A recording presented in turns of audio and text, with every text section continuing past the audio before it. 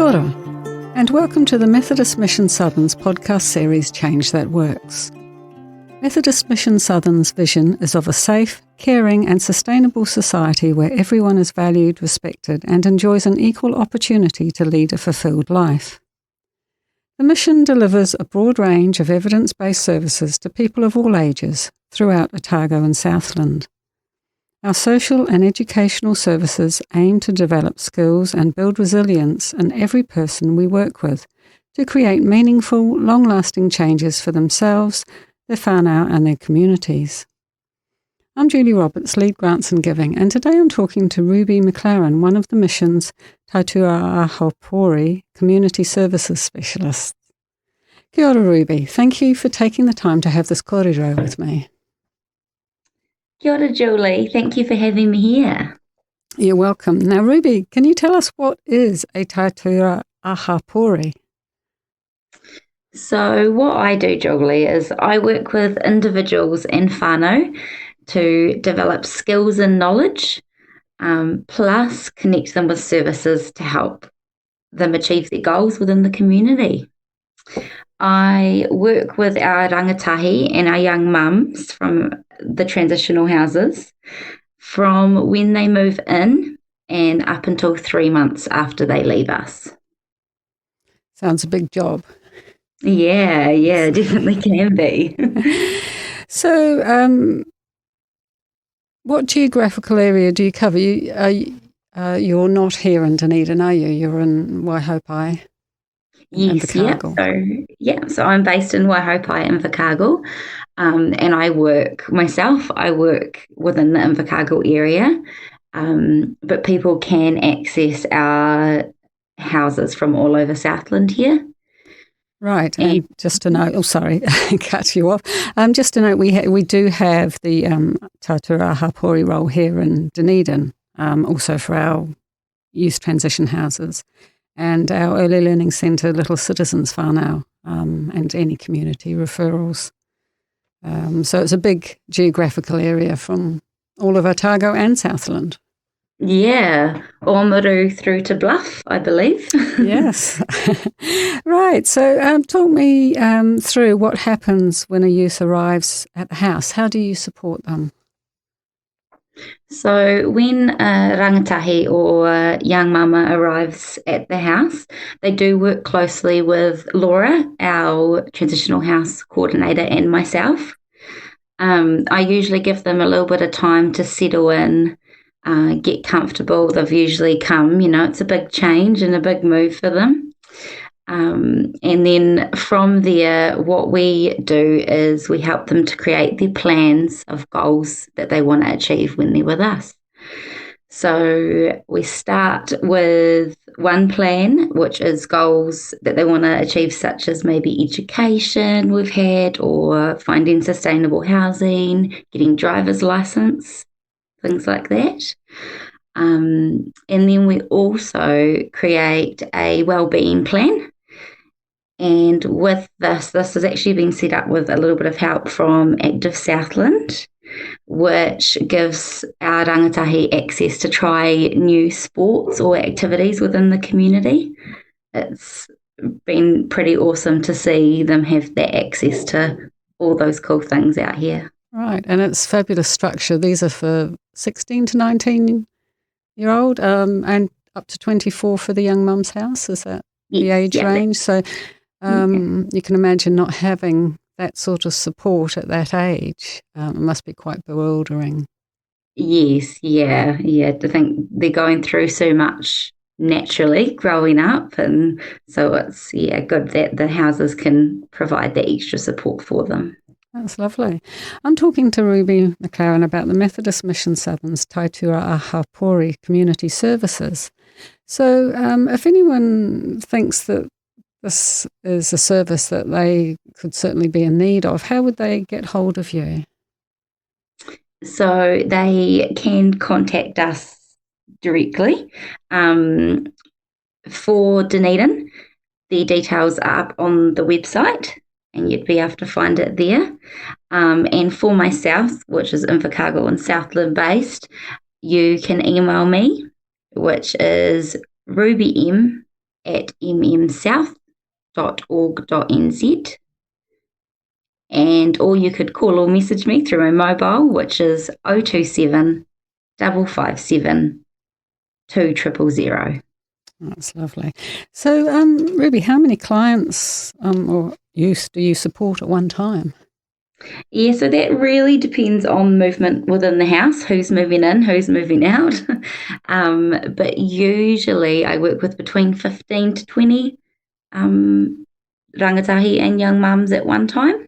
That's a lot of teenagers. Yeah. Goodness. So what does a typical day look like for you? So every day is a little bit different. But my main task is to support our residents towards achieving those goals that they've set.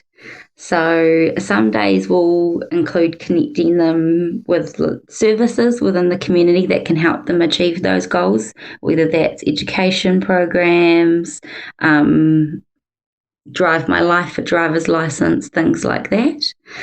And then other things I'll do is helping actually transport them to appointments that they have as well. So that might include the GP, midwife appointments, hospital appointments, just whatever they have going on that day. I also like to have regular check-ins about how those plans are going that we have set, how they are heading towards achieving their goals. And so that's sometimes sitting down in the office, having a chat, going over those plans, or sometimes going out and taking my dog for a walk, just whatever kind of they feel comfortable and gets them talking and all of that with me. Right. Yes, very important, I should think, to just make those connections with them and show them that you're on their side. Yeah. That's lovely. So do you have to be able to live in the house, in the transition house, to have your support? So no, you don't have to be living within the house. We do have a capacity to take on community referrals as well. And this referrals can be done through either our community services, other community services within Invercargill, or you actually can self-refer as well. Right. And is there a cost for that? No, there's no cost to access my service at all. That's lovely. So I understand there's a wahine hardship fund that you can access on behalf of the rangatahi or clients. Tell me more about that. Yeah, so we've been very fortunate to have some added support through. We've actually got the Wahine in Need Support Fund and the Southland Hardship Relief Fund. Those solely are developed from donations, but have been of such great help to our mamas and our rangatahi. Right. So what sort of things has it been used for? So when our mamas and rangatahi arrive and move in, they are homeless and usually don't come with anything at all. We support them into moving into their sustainable accommodation when they leave us, and so a lot of the funds are used towards setting up their homes, whether that's buying just essential items for the home or a new mum who's about to have a baby and needs essential baby items. It's just, depends on what they're needing at the time. Right. Yes, I can imagine just having an empty shell doesn't make it a home. And it's somewhere that they need to want to be. Yes. And especially as a lot of these are still in education. Most of them are in education. Currently, all of our rangatahi and young mamas are in education. So they're very busy, going through still everyday life, having to be in education and all of that, as well as trying to build their own homes and starting their own new lives. So. Goodness. So what other services do you connect your clients to? I understand we collaborate a lot with networks, community networks and others who are providing support. Yes. So, we do. There is so many services here in Waihopai and Invercargill. There's, just to name a few that I work quite closely with, is youth services. So youth services work with anyone on a youth or young parents payment, and they provide youth coaches to work alongside them.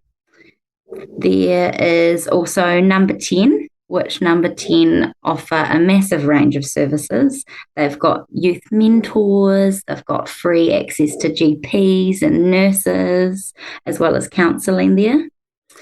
We also have YMCA. So YMCA run an education program and also have youth mentors there as well.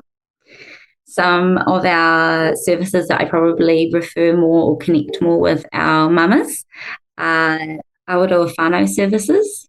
They run an amazing Māori traditional birthing education course, and also a range of other, they've got a play group there, a range of other services there. Also, another great one down here is Family Works. So Family Works run a couple of different programs. They've got the Family Start and the Young Parents programs. Right, so an awful lot of support for you to be able to connect and engage our transition house residents into and help them get there and get the support they need. That's wonderful.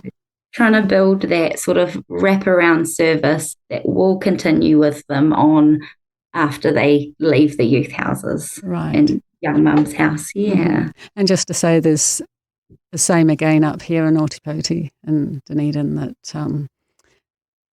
that is here to access for our Taituāra Hāpori up here. That's lovely. So we were talking the other day about sustainable accommodation. Now that's difficult for anybody, let alone a 16 to 18-year-old. What does the help look like in getting these youth into their own rentals? Yeah, so that is really hard for our young mamas and our rangatahi to find sustainable accommodation when they're on their transition out of our houses. Often with our young mamas, they're looking into they kind of want their own space to set up their whānau home. So we're looking at rental properties with them. So I come in and help however they want and need. So in the past, I've helped write sort of personal statements that they can use within their rental applications. I've taken them along to viewings, rent house viewings, talking to property managers. It's quite cool to see probably some of our young mums from the first house viewing we go to and how nervous they can be to interact with the property manager through to after we've been to 5 or 6, and they know the questions to ask. They know, just kind of how to have those conversations and make those connections with the property manager there. That's lovely. You're really an advocate for them. Yeah. Being like a mum or parent to go along and get them started. Yeah. And it's awesome. Yeah, they do. You see the independence building like each one so that they are ready to go on their own. We've also had 2 of our mamas successfully move into kāinga ora homes, which is wonderful. And that's been, just great for them to get set up in those homes that they can have as long as they need. That's been really cool to see. That's wonderful. And I understand there's cooking classes on the planning list. Yes, to go alongside our wellbeing plans, a lot of our rangatahi want to learn to cook. So, and is definitely an essential life skill when you're living independently soon. So we have teamed up with another organisation here in Invercargill called South Alive or Pantry, and we're going to be accessing just our wee group, some cooking classes through them. Lovely. I'll have to come down for that. Yeah, can't wait to try all the food. Yes. That's wonderful. The Taituāra Hāpori Community Services is such a fabulous support at ground level, and I know it ensures the best possible wraparound support to the residents of our youth transition house, young mums transition house, and also up here in Dunedin, our early learning centre, Little Citizens, their whānau can access the Taituāra Hāpori at any time. And actually on that note, I would like to mention that the mission is looking for someone to fill out Dunedin-based Taituāra Hāpori. So we'd love another Ruby if you would like to apply and get in touch, because Ruby is fantastic.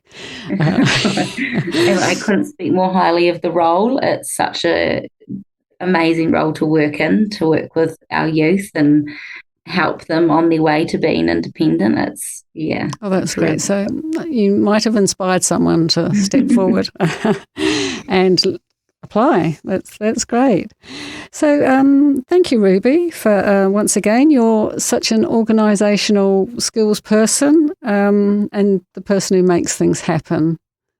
So thank you for what you do and your role and the heart you bring with your work. Thank you. Okay. So you have been listening to the Methodist Mission Southern's podcast, Change That Works. Thank you for listening. Next month will be our last in our podcast series of Change That Works, and I'll be talking to Laura Black, the mission's Kaiahatu director. Please sign up to our newsletter to read stories about our mahi and like and share us on our Facebook and Instagram pages. You can find all our services on our website, mmsouth.org.nz. Ka kite anō.